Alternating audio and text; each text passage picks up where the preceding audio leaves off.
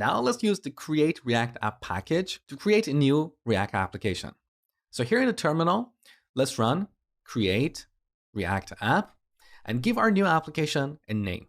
Let's call it React app. Now this is going to install React as well as all the third-party libraries we need. So it's going to install a lightweight development server, Webpack for bundling our files, Babel or Babel for compiling our JavaScript code, as well as a bunch of other tools. So when you create an application using Create React App, you don't have to do any configuration. All the configuration is done for you.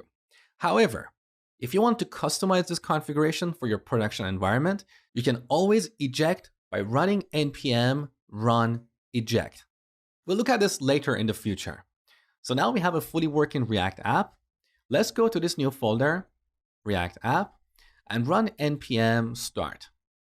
So this will launch our development server on port 3000 and open up Chrome or our default browser pointing to localhost port 3000.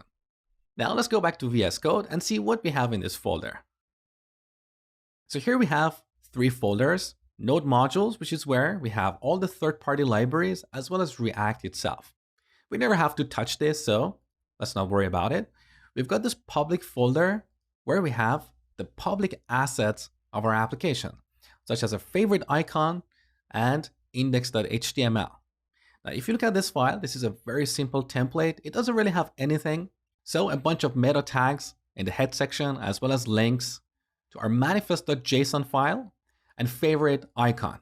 Manifest.json includes a bunch of metadata attributes about our application. Again, we don't have to worry about this, but if you look further below, here in the body section, you can see a single div with the ID root. This is where our React application is going to appear. So this div is the container for our React application, as you will see shortly. Now back to our files panel. We've got this source folder where we have a basic component that is app component. And that component is responsible for rendering this black banner on the top. So the output of that component is what you see here. Let's have a quick look at app.js. So you can see here we are using ES6 classes. We have a class called app that extends component, which is one of the built-in classes in React. Now, as you can tell, as a React developer, you need to understand what classes are and how to use them. If you're not familiar with these classes, I have a comprehensive course called Object-Oriented Programming in JavaScript. There, I cover classes in full detail. But to help you get started quickly, in the next section, I'm going to give you a quick overview of all the modern JavaScript features that you're going to use frequently in React applications. So if you're not familiar with classes or modules, don't worry for now. We're going to get to them shortly. Now look at this class. Here we have a render method or a render function where we return a markup like this. Now, this is something you probably haven't seen before because we cannot have markup like this in JavaScript. Note that this is neither a string nor HTML. This is what we call JSX, which stands for JavaScript XML. So we use this syntax, which looks very familiar to us, to describe what the UI is going to look like. So this markup represents this black banner on the top. This is the output of our app component.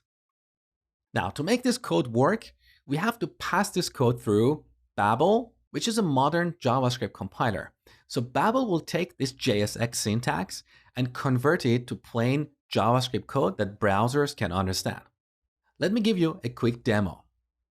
Head over to babelJS.io/REPL or REPL. Here we can type modern JavaScript code, and Babel will convert that code into code that browsers can understand.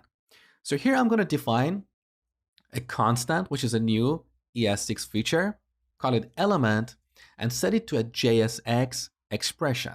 So H1, let's say hello world, and we close it here. Again, note that here we are not setting element to a string. This is JSX, so we don't have quotes here, right? Now on the right side, look, this code is converted to a call to react.createElement. The first argument to this method is H1, which determines the type of our element, And the third argument is the text that we want to put in between these h1 tags. So as you can see, using JSX to describe what the UI looks like is much easier than writing plain React code like this. So in our components, we'll always use JSX, and we'll leave it up to Babel to compile that JSX code into calls to react.createElement. Now back to our files panel. Here we have app.css, which includes all the CSS for our app component. You can see this CSS file is imported into our component here. We also have a test file that is app.test.js. In this course, we're not going to look at testing. That's a topic for my advanced React course. We also have index.js, which is the entry point for our application. Don't worry about the code here. We're going to write it from scratch in the next lecture. Similarly, we have index.css. We also have logo.svg, which is the logo of our application. And finally, register service worker.js. This is some code that is automatically generated by Create React App, and it may change or disappear in the future. But at the time of recording this, basically what this file does is it serves assets from a local cache in a production environment. So for now, we don't have to worry about this. Next, I'm going to show you how to write some React code from scratch.